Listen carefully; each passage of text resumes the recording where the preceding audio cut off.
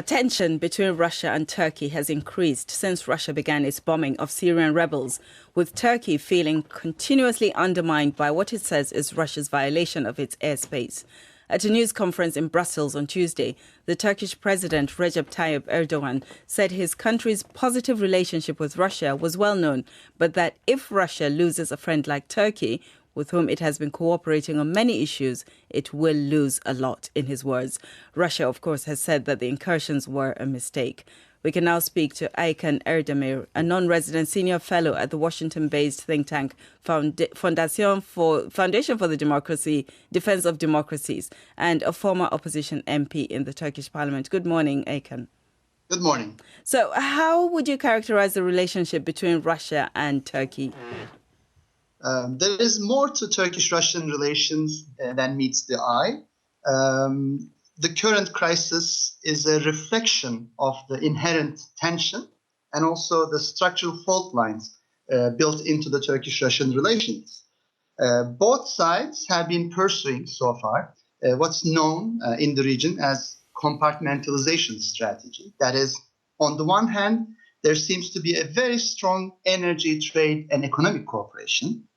Turkey is 60% gas dependent on Russia. Russia is building Turkey's nuclear reactor.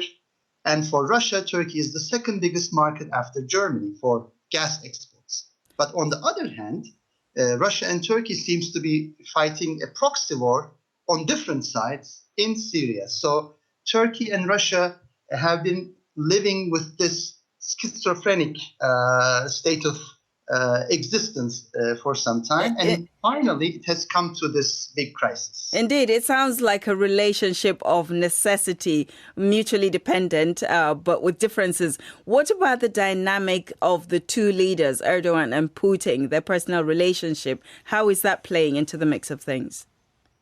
Now, I think that's really the gist of the matter, because there's an underlying interpersonal and emotional logic to Erdogan-Putin relationship. These are both strong, illiberal, authoritarian leaders with strong anti-Western feelings. And of course, there have been allegations that both might be benefiting from this relationship. And for example, as recent as 2013, Erdogan, as the leader of a NATO member country, Turkey, asked Putin to take Turkey to Shanghai Cooperation Organization as a member.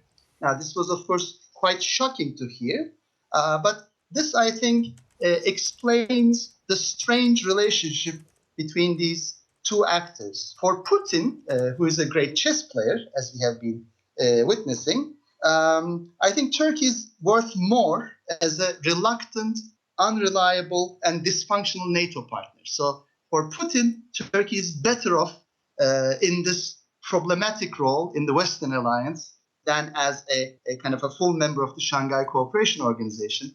So the two strong leaders, I think, will continue to engage in this strange interpersonal relationship. A very good way of putting it, as you've said, a schizophrenic relationship between Turkey and Russia. Thank you so much for joining us here on Newsday. That's Aykan Erdemir, who's a senior fellow at the Washington-based Foundation for the Defense of Democracies.